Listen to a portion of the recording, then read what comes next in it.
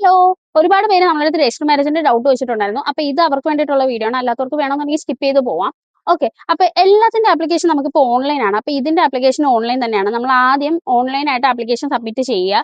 എന്നിട്ട് അതിന് ഒരു പ്രിന്റ് ഔട്ട് കിട്ടും. അതിൽ നമ്മുടെ പാസ്പോർട്ട് സൈസ് 2 പേരുടെയും ഫോട്ടോ ഒട്ടിച്ചതിന് ശേഷം സൈൻ ചെയ്തതിന് ശേഷം നമുക്ക് ഗസറ്റഡ് റാങ്കുള്ള ആരെങ്കിലും കൊണ്ടുപോയിട്ട് അറ്റസ്റ്റ് ചെയ്യിപ്പിക്കാം. അറ്റസ്റ്റ് ചെയ്ത് കഴിഞ്ഞിട്ട് നമ്മൾ ഓൺലൈൻ തന്നെ ഈ ഒരു ഫോം അപ്ലോഡ് ചെയ്യണം. അപ്ലോഡ് ചെയ്തതിന് ശേഷം നമ്മൾ രജിസ്റ്റർ ഓഫീസിൽ പോവുക. രജിസ്റ്റർ ഓഫീസിൽ പോയിട്ട് നമ്മുടെ ആപ്ലിക്കേഷൻ കറക്റ്റ് ആണെന്നുള്ളത് വെരിഫൈ ചെയ്യണം. വെരിഫൈ ചെയ്യാൻ പോകുമ്പോഴത്തേക്ക് നമ്മുടെ SSLC, അതുപോലെ ബർത്ത് സർട്ടിഫിക്കറ്റ്, ആധാർ, ഇത് മൂന്നുമാണ് നമുക്ക് ഈ രജിസ്റ്റർ മാരേജിന് പ്രധാനമായിട്ടും വേണ്ട പ്രൂഫുകൾ എന്ന് പറയുന്നത്. അപ്പൊ ഇത് മസ്റ്റ് ആയിട്ട് നമ്മുടെ കയ്യിൽ കരുതണം. എന്നിട്ട് നമ്മുടെ ആപ്ലിക്കേഷൻ കറക്റ്റ് ആണെന്നുള്ളത് നമ്മൾ ചെക്ക് ചെയ്തതിന് ശേഷം അവിടെ പോയി വെരിഫൈ ചെയ്തതിന് ശേഷം അവരൊരു ഡേറ്റ് തരും. 30 ദിവസമാണ് ഇത് നോട്ടീസ് ബോർഡിൽ ഇടുന്നത്.